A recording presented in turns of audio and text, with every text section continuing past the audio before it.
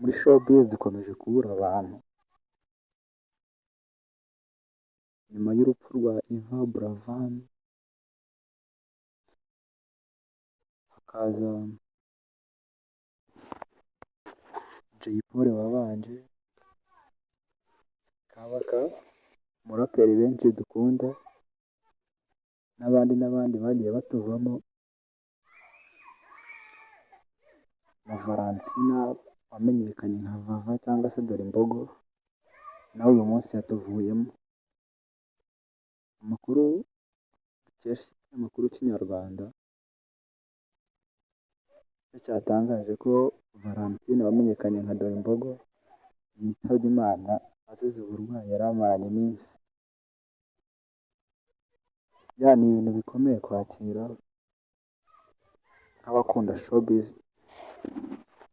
n'abandi bamukundaga muri rusange kuko navuga ko agiye kare nubwo ntawe ugenda byarambiranye ariko agiye kare cyane niho yari akiza muri showbiz atangiye kumenyekana ibihangano bye bitangiye gukura abantu bamukunda akora ibiganiro bigakundwa mu ma YouTube channel agiye atandukanye ariko Imana yamukunze kuturusha iramwisubiza.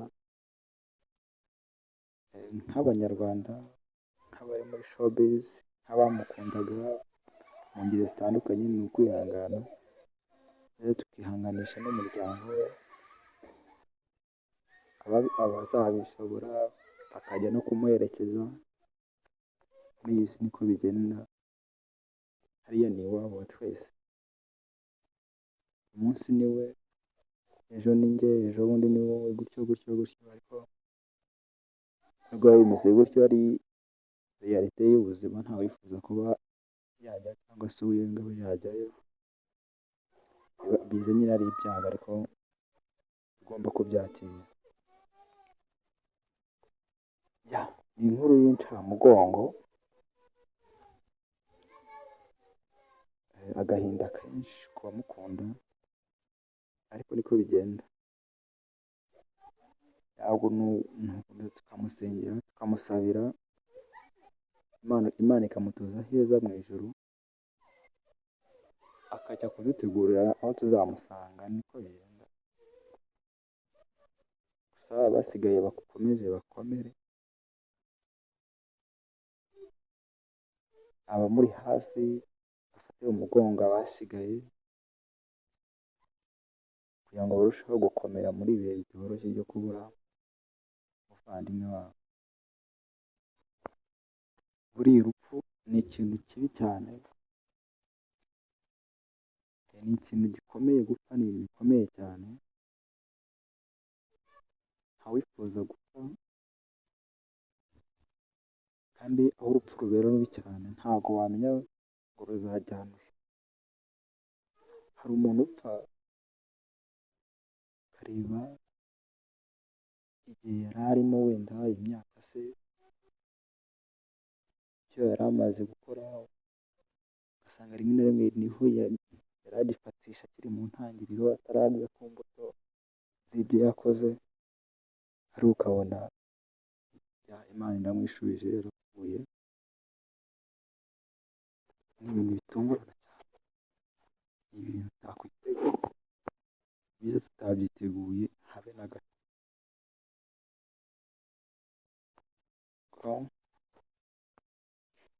nk'abakristo twizera ko iyo umuntu apfuye ajya mu ijoro cyane ko duhora dushishikarizwa kwiyeza buri munsi kuko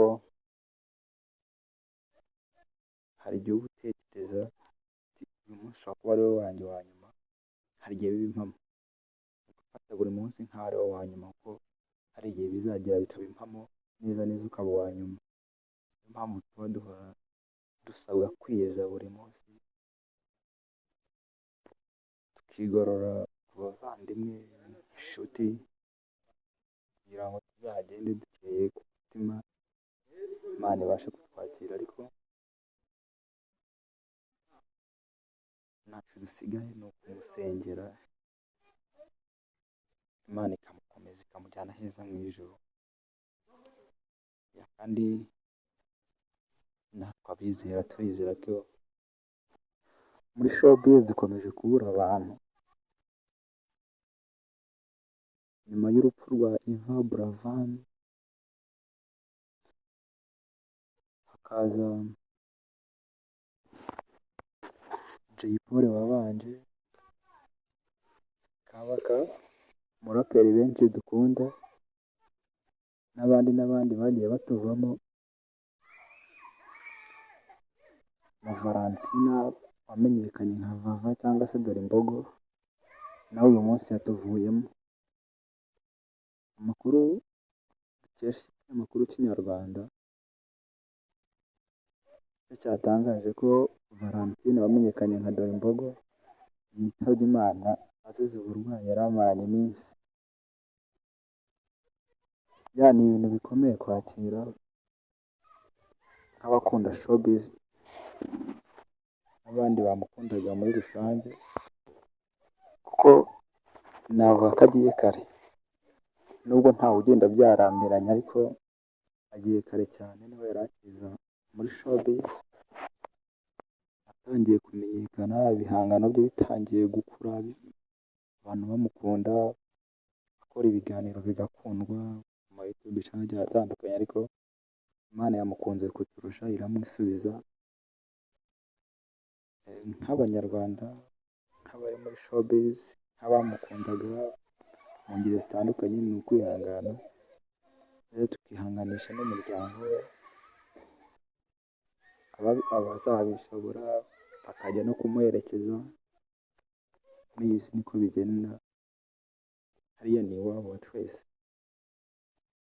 Umunsi ni we, ejo ni njye, ejo bundi ni wowe, gutyo gutyo gutyo. Ariko nubwo biba bimeze gutyo, ari realite y'ubuzima, ntawe wifuza kuba yajya cyangwa se uyenga we yajyayo.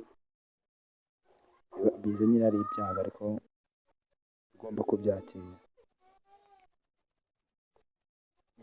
Ni inkuru y'incamugongo, agahinda kenshi ku bamukunda, ariko niko bigenda. Tukamusengera, tukamusabira, Imana ikamutuza heza mu ijuru, akajya kudutegurira aho tuzamusanga. Niko bigenda. Gusa abasigaye bakomeze bakomere, abamuri hafi bafate umugongo abasigaye,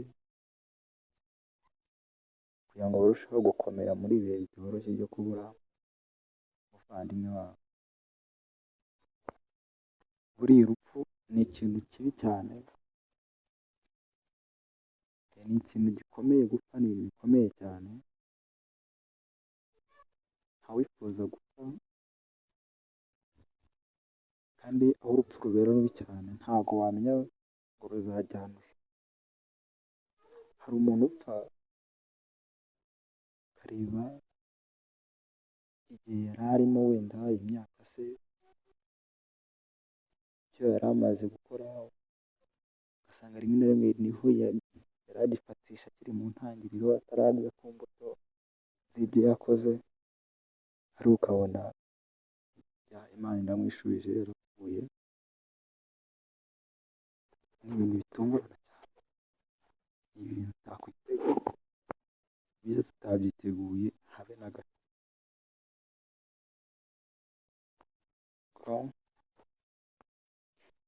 Nk'abakristo twizera ko iyo umuntu apfuye ajya mu ijoro, cyane ko duhora dushishikarizwa kwiyeza buri munsi, kuko hari igihe uba utekereza uyu munsi ushobora kuba ari wo wanjye wa nyuma. Hari igihe biba impamo, ugafata buri munsi nk'aho ari wo wa nyuma, kuko hari igihe bizagera bikaba impamo, neza neza ukaba uwa nyuma. Niyo mpamvu tuba duhora dusabwa kwiyeza buri munsi, tukigorora ku bavandimwe, inshuti, kugira ngo tuzagende dukeye ku mutima, Imana ibashe kutwakira. Ariko ntacyo dusigaye ni ukumusengera, Imana ikamukomeza ikamujyana heza mu ijuru. Kandi natwe abizera turizera ko